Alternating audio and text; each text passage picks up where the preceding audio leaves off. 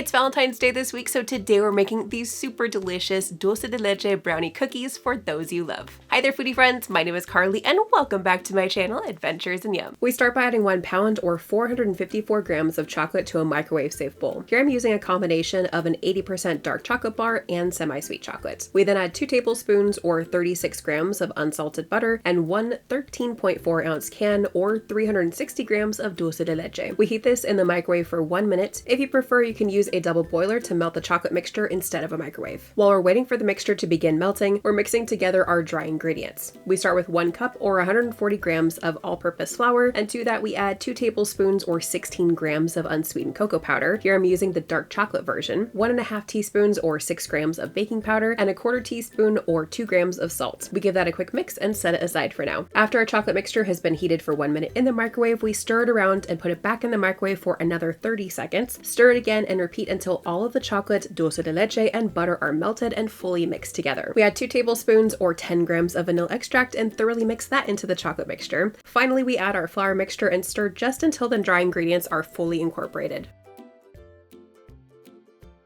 Unlike chocolate chip cookies, we do not want to chill this dough because it thickens and becomes a lot harder to scoop as it chills. We're immediately using a medium-sized cookie scoop to scoop our cookies onto a parchment paper lined baking sheet. These cookies don't spread too much, but I still like to space them a couple inches from each other. Next, we bake them at 375 degrees Fahrenheit or 190 degrees Celsius for 12 minutes. After about 8 minutes in the oven, I briefly take the cookies out of the oven and use a circle cookie cutter that's a little larger than the size of the cookies to swirl around each brownie cookie and make them more circular and even. I place them back in the oven for the remaining 4 minutes, and after they're out of the oven, sometimes I give the cookies one more swirl with the cookie cutter before letting them completely cool. Before we decorate these decadently delicious cookies, make sure that you hit that like button, click subscribe, and ring that bell to be notified about my latest video. Once all of the brownie cookies are cooled, we melt down some chocolate in a microwave safe bowl. Here I decided to use a large 7.56 ounce or 214 gram Hershey's Special Dark Chocolate Bar. This chocolate bar is more than what we'll need for 1 batch of cookies, but I always like to melt some extra chocolate to make sure I have enough for my dessert project. We melt the chocolate bar in 15 to 30 second increments, stirring in between each heating until all the chocolate is fully melted. We then use a spoon to add some melted chocolate and spread it on top of our cookies. I do about 4 to 6 cookies at a time because we want to add our finishing touches before the chocolate has a chance to set. I like to add an optional sprinkle of sea salt, and then we're sprinkling our Valentine's Day sprinkles on the cookies. I decided to use this really fun XO sprinkle mix for half of the cookies and then some simple light pink nonpareil sprinkles for the rest. These brownie cookies are super fudgy and so delicious. What better way to say I love you than with a rich chocolatey dessert?